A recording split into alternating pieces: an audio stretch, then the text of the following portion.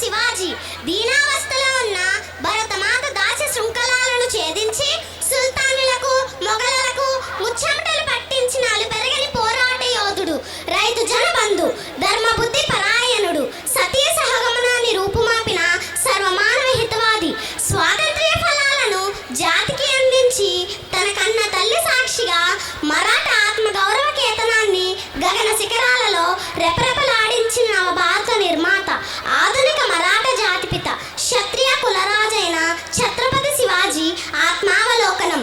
జిజియాబాయి, షాహాజీ వంశీయులకు శివానుగ్రహం వలన జన్మించిన ద్వితీయ సంతానం ధృవతార శివాజీ. తల్లి బోధించిన పురాణ ఇతిహాసాలలోని వీరగాథలను వింటూ వీరత్వం పొందుతుంటాడు బాల శివాజీ.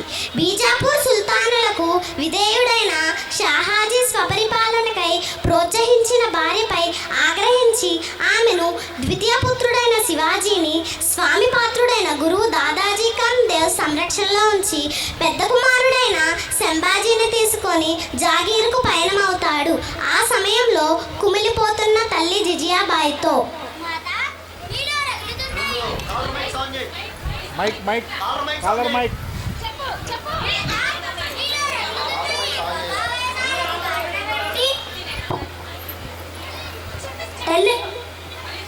మాత, మీలో రగులుతున్న ఈ కోపావేశాలకు కారణమేమిటి? నా పుట్టిల్లే లేకుండా చేసి మెట్టిట్లో వంశవృక్షమైన మా మామగారినే కుతంత్రంతో హతమార్చిన దుర్మార్గులు ఆ సుల్తానులు.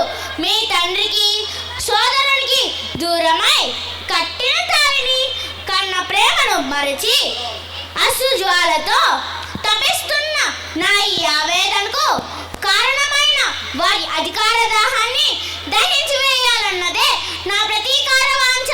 తల్లి, మీ ఆగ్రహావేశాలకు కారణమైన ఏ సుల్తానుని విడిచిపెట్టను. ఇదేనా మాత? గురువర్యులు విచ్చేస్తున్నారు. పూజ్యులు గురువు దాదాజీ గారికి స్వాగత సుమాంజలి. గురువర్య నమస్కారం. ప్రియవత్సల శివ, దీర్ఘాయుష్మాన్ భవ. అమ్మా, బిడ్డ సౌశల్యానికి మెచ్చితిని. నీ బిడ్డ మహర్జాతకుడు. గురుదేవా, మీ అంతరంగం ఏమిటి? నీ పుత్రుని జాతక ఫలం వీక్షించుతున్నమ్మా. బాధపడకు. సింహలగ్నంలో ఉద్భవించిన భారత ధృవతార నీ బిడ్డమ్మ. గుణంలో రాముడిలా, కష్టాలను తీర్చే కృష్ణుడిలా, బలంలో భీముడిలా, సర్వలక్షణ శోభితుడై మాతృదేశ రుణం తీర్చగల మహావీరుడవుతాడు. ఇది ముమ్మాలికి తథ్యం. నడి సముద్రంలో నావల దిక్కుతోచని ఈ నా దీనురాలికి ఈ పసివాడే దరి చేర్చే నావికుడవుతున్నాడా? ఎంతటి శుభవార్త! కుమార, త్రిమూర్తులను తన పాతివృత్యంతో చంటి బిడ్డలుగా చేసి జోలపాడిన అనసూయ యమధర్మరాజునే ఎదిరించి తన భర్త ప్రాణాలు కాపాడుకున్న సావిత్రి, భర్త కోసం సూర్య భగవానుని ఉదయించకుండా నిలిపిన పుణ్యశ్రీ సుమతి, ఇలా ఎందరో పుణ్యస్త్రీలు జన్మించిన పుణ్యభూమి మనది. అలాంటి భూమిపై జన్మించిన స్త్రీలు పేదలు, పండితులు ఏ ఇతిపాదలు లేకుండా జీవించే సుస్థిర స్వరాజ్య స్థాపనే నీ లక్ష్యం కావాలి.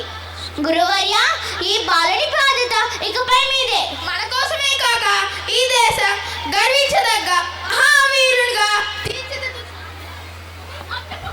తీర్చిదిద్దుతానమ్మా.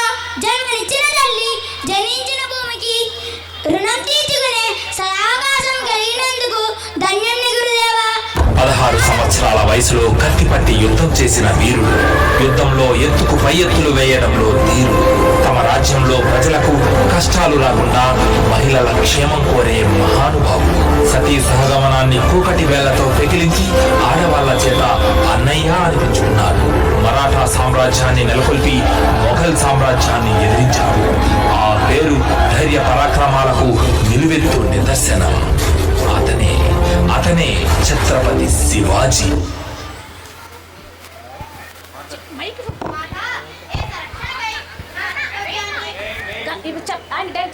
నా జీవిత లక్ష్యాన్ని తెలియజేస్తూ బహుకరించిన ఈ ఖడ్గం సాక్షిగా చెబుతున్నాను. మా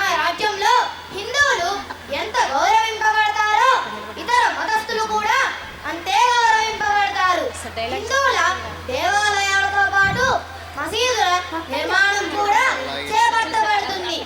మహిళల రక్షణ రాజ్య విధానాలలో మరో ముఖ్య లక్షణం. మహిళల రక్షణ వారి మాన మర్యాదలకు భంగం కలిగినచో అది రాజ్యద్రోహం అవుతుంది.